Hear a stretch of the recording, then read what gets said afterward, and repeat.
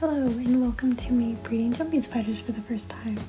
This video will be my experience along with why I decided to breed these little guys in the first place.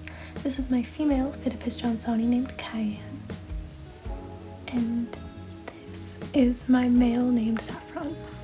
I really love this pair because of their unique yellow morphology. When you look up P. johnsoni, they're usually a deep red coloration, so I was curious if their babies would carry this unique characteristic.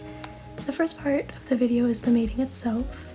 I first fed the pair before introducing them to prevent any love bites, if you know what I mean, and had a paintbrush ready just in case, but luckily I never needed it. And I apologize for the lack of quality in these clips. I cannot control where love wins. I tried to, but the female was really unreceptive until she was close to her web to feel more comfortable. In these clips, the male is going to be on your right, while the female is the one on the left, upside down, and the male is trying to get on top of.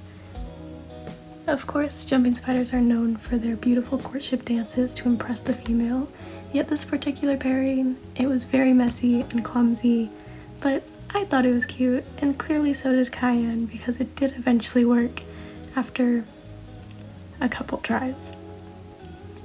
When she was finished, she didn't even try to eat Saffron, she just ran away, which is respectable in my opinion. We love a woman who's not afraid to say no and tell him to back off. So go Cayenne.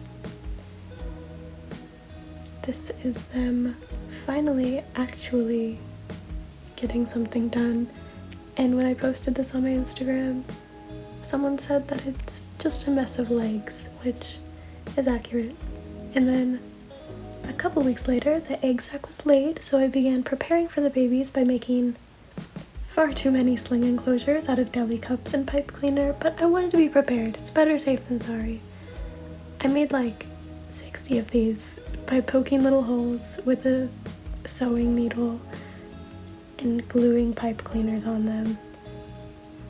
Unfortunately, the egg sac was in a pretty hidden spot, so I couldn't get any videos of the slings freshly hatched, but here is one of the babies getting ready to leave the nest, and she's just the cutest thing. The really fluffy white pedipalps, I'm in love. They're the cutest, I'm obsessed with them.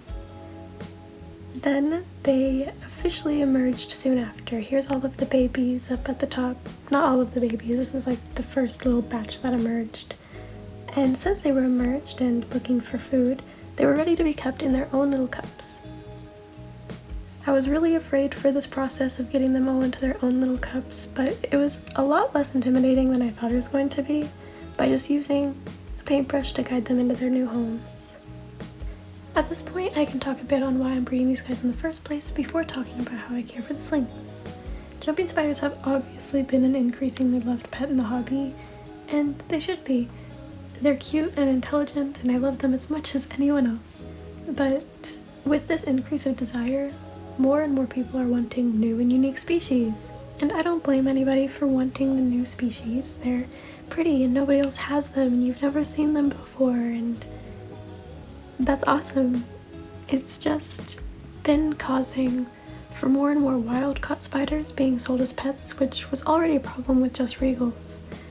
It's very normalized in the spider community to sell wild-caught animals, which I never really understood. I always thought the reptile community and the spider community went pretty hand in hand for the most part, but that's something that the two communities really differ from one another, which makes me sad. I could have a whole video on the problems with the pet industry and specifically how horrible selling wild-caught animals is for everyone involved, for ecosystems, for the owners, everything. So I just want there to be more sources for captive bred jumping spiders in the pet hobby to decrease the desire to buy wild-caught, and this is my first attempt to do so.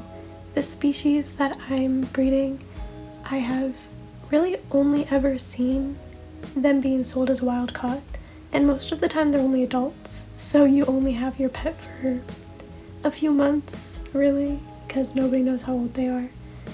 And it just feels very money grabby to me to just take animals from the wild and sell it. Do you really love the animal if you're not taking the time to actually care for them and make sure you're selling an animal that's healthy and safe. Anyway, that's just my opinion. Take it as you will, but anyway. I keep track of all of the babies by numbering their deli cups. That way, when they molt or refuse to eat, when I write that down or document it, I know who's who. That way I can give better information to the new owners when it comes down to it about their baby. To care for the slings, first is feeding. I feed them fruit flies. I was very afraid that the fruit flies would be too big for this species because the slings are super tiny compared to other species, but after a couple attempts they start to get it. But you can see them definitely struggle at first, but this was their first ever meal outside of the nest, so they're just getting used to it. After a few feedings, they're pros and they can do it all in one go. But they are so cute. Trying to get it. They're adorable. But here's one actually eating. Not the best footage. I don't have the greatest camera for taking videos of such little, perfect little guys, but I tried my best. I also personally clean out the deli cups every time they eat. I just don't want it to get too messy in there, just full of fruit flies and molds. I do find it easier to just constantly keep it clean instead of having to just replace the deli cups after a few weeks and whatnot, because it would get messy very, very quickly. And I do this by just using a paintbrush to swipe out the dead fruit flies and trying not to disturb the spider as much as possible, and not disturbing its web because I don't want to disturb any potential molting. Every once in a while you might get a spider try to escape like this, but I've never had any of the spiders actually escape so far, which I consider a win.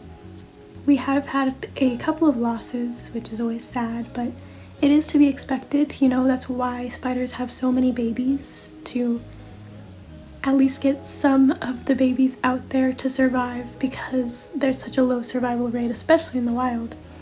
I'm sure many more would die if they weren't with me. But I've never had any escape or get lost when I do my maintenance, and it's been great.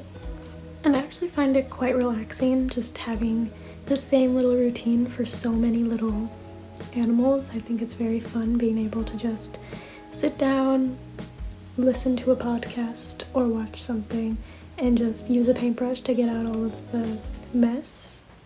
I think it's really fun, but I don't know. When it comes to water, in other jumping spiders, slings require a lot more humidity and require daily misting, but I have not been doing this with these slings. I personally just mist the lid 2 to 3 times a week with a very fine mist, like as fine of a mist as you can find. And of course, don't spray any of the spiders directly. Johnson's jumping spiders live in very arid parts of the United States and Mexico, so I figured they would need lower humidity than regal jumping spiders from Florida, for example. And it seems to be going well. I've had many of them molt successfully now, and they're almost ready for new homes. If you would like to keep up to date with these babies, to see them eat, see when they molt, and what they look like after they molt, they look so cute now. I haven't put them in this video, but if you want to see how cute they are now, and when they're ready to purchase, if you're ever interested in this species, I recommend following me on Instagram at bioactive_b. That's where all of the good stuff is, to be honest. All of the comments I get asking for like updates on enclosures and stuff, it's all on Instagram if you're ever interested. And I will also be uploading a care guide video for this species coming soon, along with a written care guide that's already in the description. So thank you for watching. I hope you enjoyed seeing these cute little babies and the process to get them. And